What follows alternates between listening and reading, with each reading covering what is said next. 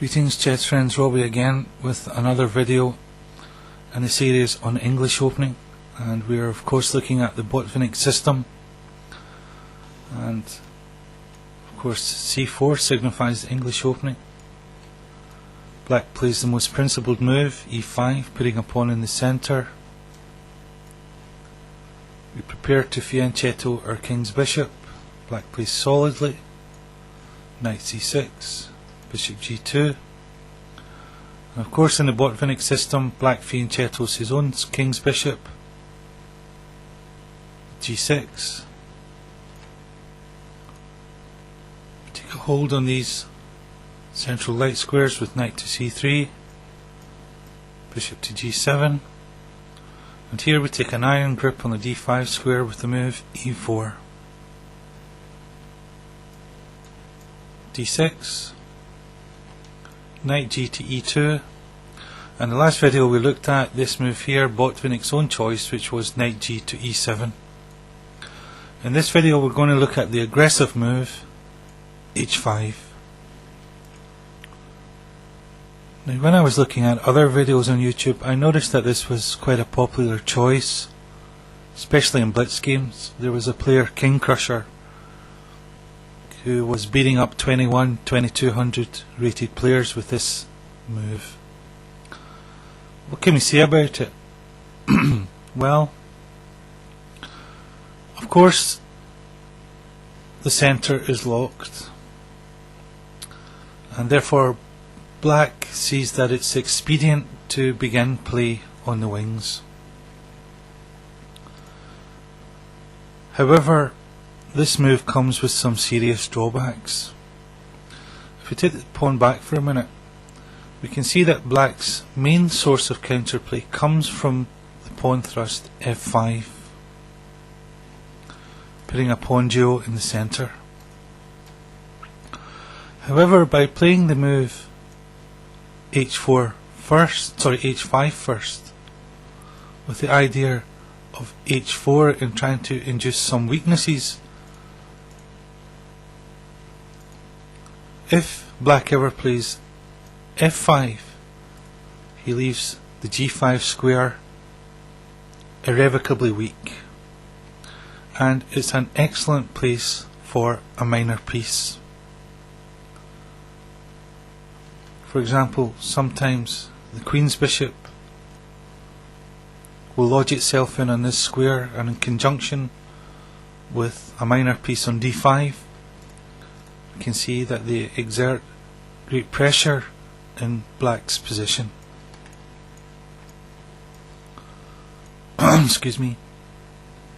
Sometimes this king's knight will reach the square via g1, h3 and g5, and again it exerts some severe pressure on black's position. So this is certainly the drawback to the move h5, although it is seen as a somewhat aggressive choice.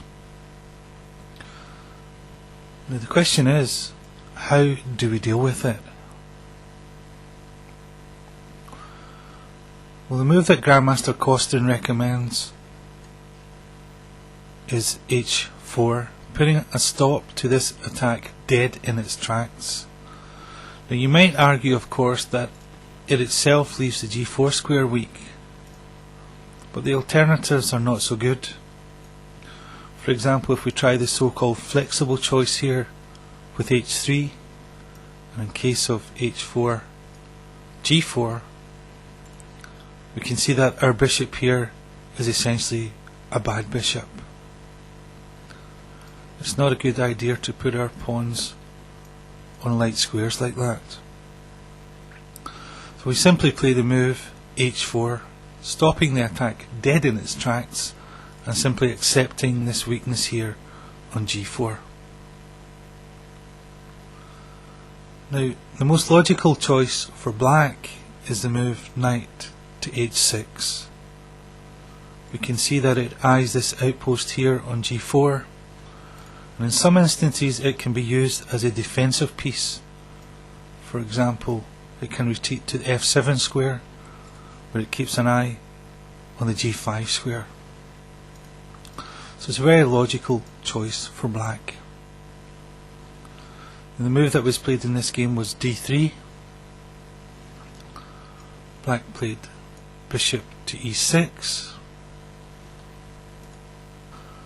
And white implemented one of his main plans by putting a minor piece on d5. Black castled and white castled. And here black played the aggressive choice f5, his most natural source of counterplay. And of course white wasted no time in putting a minor piece on this weakened square g5, where in conjunction with this minor piece, as was already stated, they exert a great influence in black's position.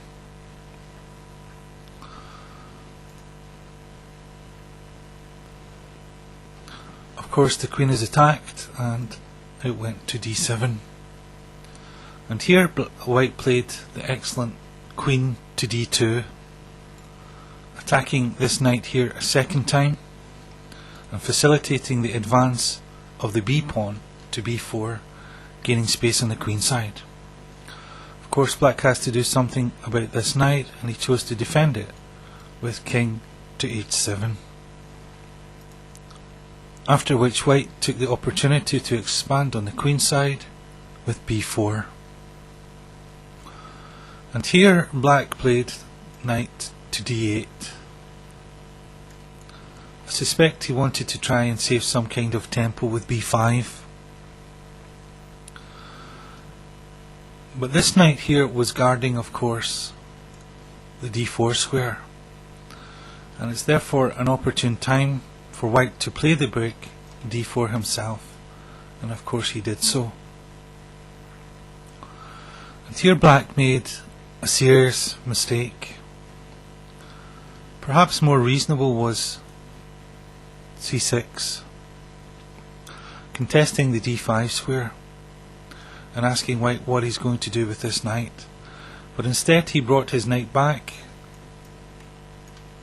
to c6, after which white played very powerfully indeed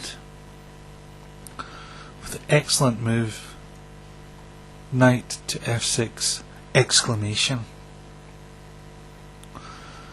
Now of course it delivers check and it attacks the queen, but the real point of it is that it wins, white wins this rook on f8, because there is a double threat of d5 to fork these two pieces. So after bishop takes f6, bishop takes h6, of course the rook is attacked and d5 is threatened. So rather than lose a piece, black decided to give up the exchange with bishop takes c4, bishop takes, and rook takes. And here we can see that f4 might be a problem for white, so black simply white simply took e takes f5.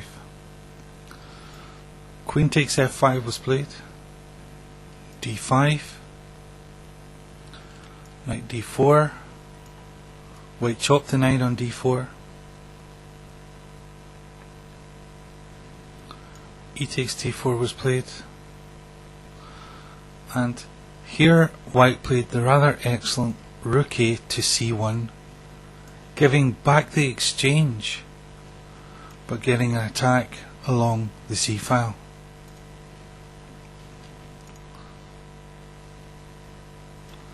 Bishop takes f1 was played, rook takes, c7 check, bishop g7, bishop takes f1, rook f7, and bishop to d3 of course is the greater threat, threatening the queen. Queen went back to f6, rook takes, queen takes, and of course queen to g5, which is of course winning because of the threat. Queen takes h5. Of course the pawn is pinned. So this is a rather excellent example of how to play against this move h5.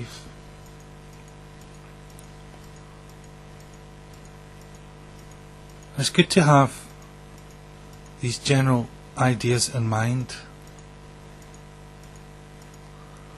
because so many good players were getting beat up by this system simply because it came as some type of surprise to them in the opening. But I suppose we can look at this position, and this is some sort of ideal position for us to try to reach. A minor piece on d5 and a minor piece on g5. Of course, if we go back,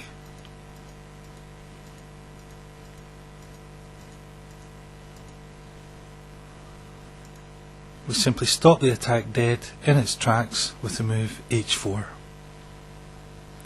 So thank you very much for taking the time to watch this little video. I hope it provided some instructional value in the Botvinnik system, and we'll do another video soon. So thank you very much. Take care, Robbie.